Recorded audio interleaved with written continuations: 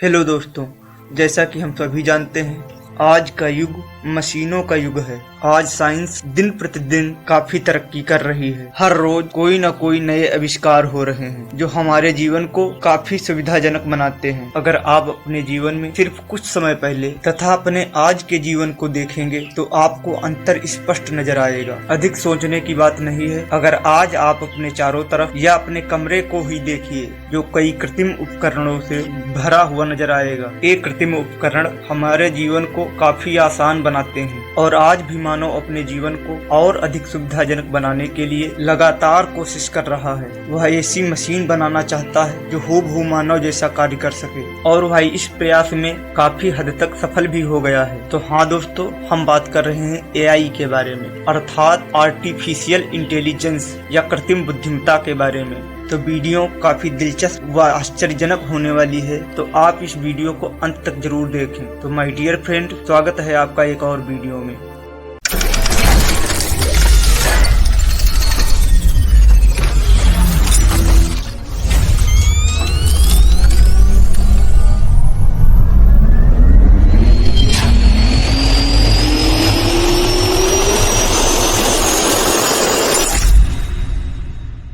अब समझते हैं कि आर्टिफिशियल इंटेलिजेंस को बनाया कैसे जाता है या फिर यह किस प्रकार कार्य करता है। तो जैसा कि हम सभी मानव को एक बुद्धिमान प्राणी मानते हैं और उसे बुद्धिमान इसलिए मानते हैं क्योंकि उसके अंदर कुछ विशेषताएं या विशिष्ट गुण होते हैं जिसकी वजह से हम मानव को एक बुद्धिमान प्राणी मानते हैं। जैसे कि मानव में महसूस करने की क्षमता होती है, उसे भाषा का ज्ञान होता है, आवाज की पहचान करने की क्षमता होती है, किसी विषय की विशेषज्ञता होती है। ऐसे बहुत सारे गुण हैं जो एक मानव के अंदर पाए जाते हैं जिसके आधार पे हम यह कह सकते हैं कि मानव एक बुद्धिमान प्राणी है। यही सारे गुण या विशेषताएं मानव को बुद्धिमान बनाती हैं। अब अगर मानव के इन्हीं गुण या विशेषताओं को एक मशीन के अंदर डेवलप कर दिया जाए तो एक मशीन भी मानव जैसा कार्य कर सकती है और इसे ही हम आर्टिफिशियल इंटेलिजेंस के नाम से जानते हैं। अर्थात यदि आपके चारों तरफ कोई ऐसा सॉफ्टवेयर प्लस हार्डवेयर मानव जैसा कार्य करता हो तो हम उसे आर्टिफिशियल इंटेलिजेंस कहते हैं, अर्थात एआई कहते हैं। तो अब हम इसे एक उदाहरण के तौर पे समझते हैं। जैसे कुछ समय पहले अगर हम कहीं जाते थे और यदि हम रास्ता भूल जाते थे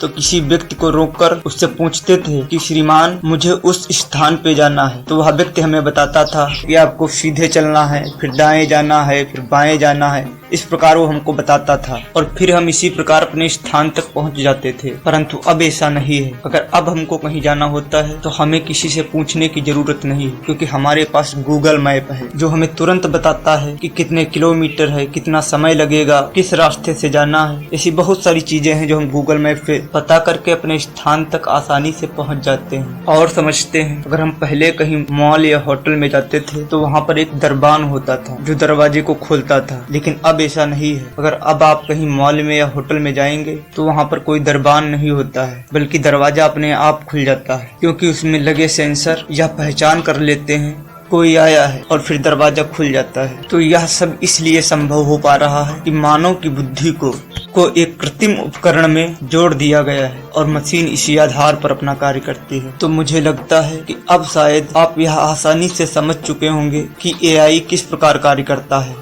अब बात करते हैं आर्टिफिशियल इंटेलिजेंस के उपयोग के बारे में कि इनका उपयोग किन किन क्षेत्रों में होता है। तो इनका उपयोग कई क्षेत्रों में होता है, जैसे कि मैंने पहले भी बताया है, गूगल मैप की मदद से एक स्थान से दूसरे स्थान तक जाने में किया जाता है। जैसे आपका फोन आपकी चेहरे की पहचान करके अनलॉक हो जाता है। कृषि में इसका उपयोग किया जा रहा है। चिकित्सा के क्षेत्र में इसका उपयोग सिटी स्कैन, एमआरआई, एक्सरे इत्यादि में किया जा रहा है। सोशल मीडिया में इसका उपयोग किया जा रहा है। ऑटोमोबाइल उद्योग में ऑटोमेटिक कार बनाने में इसका उपयोग किया जा रहा है। स्पेस टेक्नोलॉजी में इसका उपयोग किया जा रहा है। डिफेंस टेक्नोलॉजी में इसका उपयोग किया जा रहा है। ऐसे बहुत सारे क्षेत्र हैं जिसमें एआई का उपयोग किया जा रहा है। हाल ही में ओपन एआई ने चैट जीपीटी नामक एक चैट बोट पेश किया है जो एक संवादात्मक आर्टिफिशियल इंटेलिजेंस है जो मानव की तरह ही प्रश्नों का उत्तर देता है।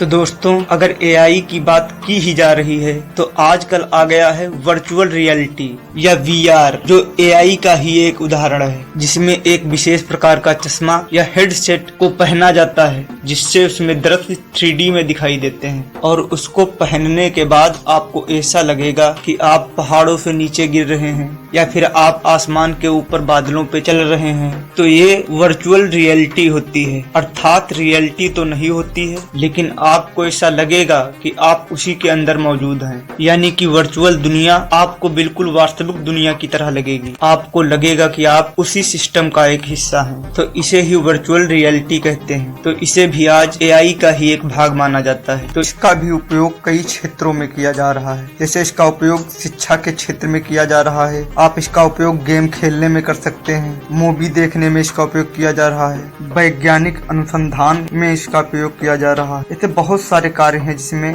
वर्चुअल रियलिटी का उपयोग किया जा रहा है। तो इस वीडियो में इतना ही। वीडियो को अंत तक देखने के लिए आप सभी को धन्यवाद।